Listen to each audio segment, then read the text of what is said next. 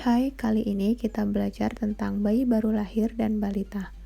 Oke, bagi yang belum subscribe, segera subscribe ya. Jangan lupa untuk meninggalkan komentar di bawah apabila ada ide-ide lain atau jawaban lain. Langsung saja ke soal yang pertama. Seorang perempuan sudah melahirkan anaknya 1 jam yang lalu di ruangan VK. Bayi lahir segera menangis dalam waktu 1 menit. Hasil pemeriksaan warna kulit merah, tonus otot aktif, menangis kuat, dan tidak ada kelainan. Suntikan pertama apakah yang paling tepat pada kasus tersebut?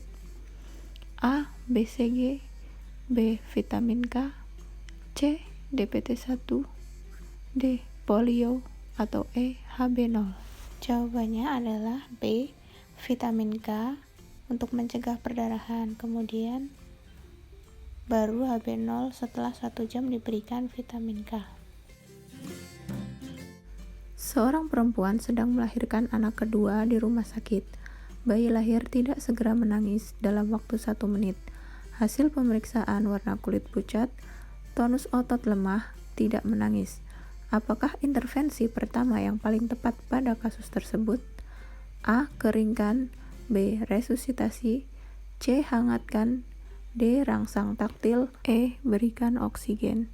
Jawabannya adalah B. Resusitasi, karena waktu di sini udah lebih dari 1 menit, pasti sudah dilakukan langkah awal. Seorang bayi perempuan lahir spontan 1 jam yang lalu, ditolong dokter di ruang VK. Bayi aktif, berat badan 2.400 gram, panjang badan 48 cm, respirasi 40 kali per menit, aktif menangis, warna kulit merah dengan usia kehamilan saat lahir 36 minggu. Dari hasil pemeriksaan tidak ditemukan kelainan. Apakah kebutuhan yang segera diberikan? A. Pemberian PASI, B. Pemberian cairan NaCl, C. Pemberian larutan gula, D. Pemberian ASI segera mungkin, atau E. Pemberian cairan infus dextrose. Jawabannya adalah yang D. Pemberian ASI sesegera mungkin.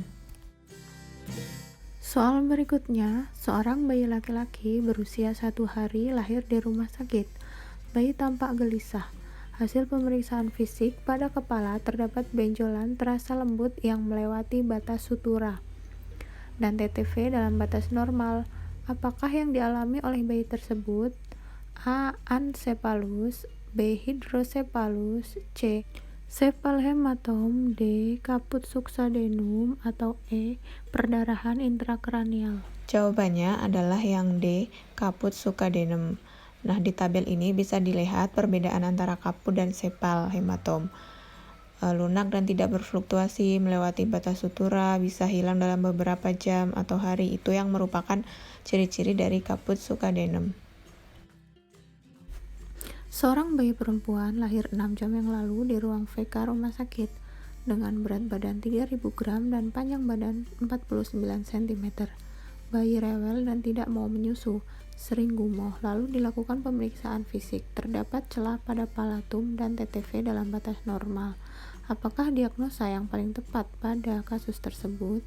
A. Labioskisis, B.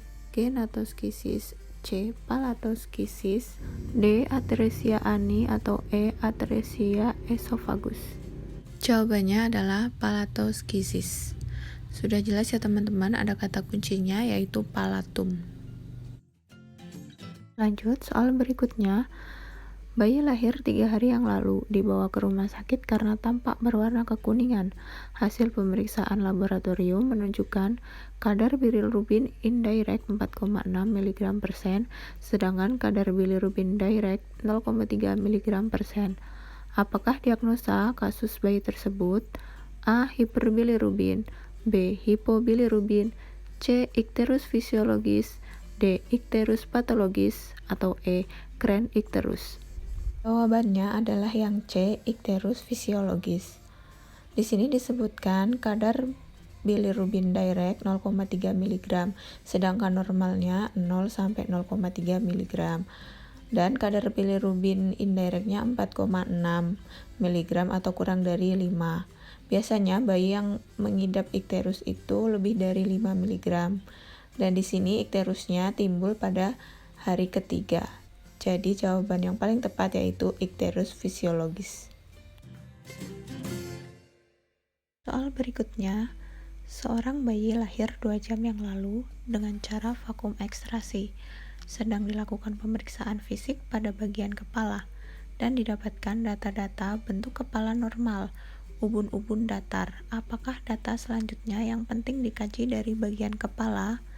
A. Spina bifida, B. Bentuk kepala, C. Keadaan rambut, D. Keadaan bibir dan lidah, E. Kaput dan sepal hematom.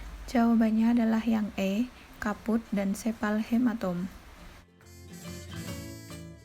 Selanjutnya, bayi baru lahir 1 menit yang lalu di ruangan VK dengan kondisi bernafas megap-megap kulit biru.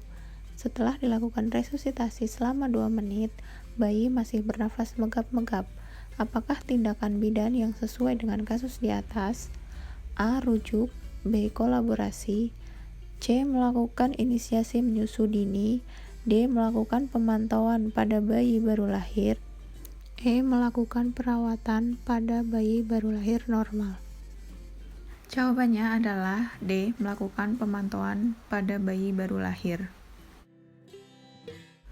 Seorang ibu umur 39 tahun telah melahirkan bayi di rumah sakit. Hasil pemeriksaan muka bayi mongoloid, lidah bayi keluar masuk, garis mata sejajar dengan telinga, dan pada telapak tangan bayi hanya didapatkan 1 garis tangan. Apakah yang harus dilakukan? A. Merujuk bayi ke rumah sakit terdekat, B. Melanjutkan perawatan bayi normal sehari-hari, C. Memberitahukan ke petugas kesehatan yang lain, D. Memberitahukan keluarga tentang keadaan bayinya, E. Melakukan rujukan ke rumah sakit untuk pemeriksaan penunjang. Jawabannya adalah D. Memberitahu keluarga tentang keadaan bayinya. Dari hasil pemeriksaan, di sini merupakan ciri-ciri dari Down syndrome sehingga keluarga perlu mengetahui keadaan bayinya tersebut. Dan latar atau settingnya di sini rumah sakit sehingga tidak memerlukan rujukan. Seorang perempuan umur 24 tahun datang ke rumah sakit mengeluh mules, keluar lendir darah dan air-air. 2 jam kemudian melahirkan bayi laki-laki secara spontan. Apakah tindakan pertama yang dilakukan pada bayi tersebut? A. Memotong tali pusat, B. Melakukan identifikasi, C. Membersihkan jalan nafas, D. Mempertahankan suhu tubuh, E. Melakukan pencegahan infeksi. Jawabannya adalah D. Mempertahankan suhu tubuh. Untuk sumbernya ada pada buku pelayanan neonatal esensial, nanti bisa dicek link pada description box. Ke soal selanjutnya, seorang bidan membawa bayi yang berusia 2 hari ke rumah sakit pada tanggal 25 April 2020 karena bayi mengalami sianosis dan sesak.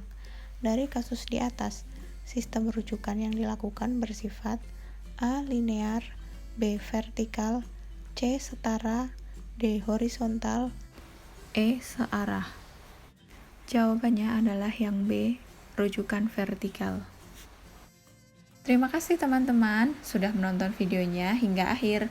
Sampai jumpa di video berikutnya. Bye-bye.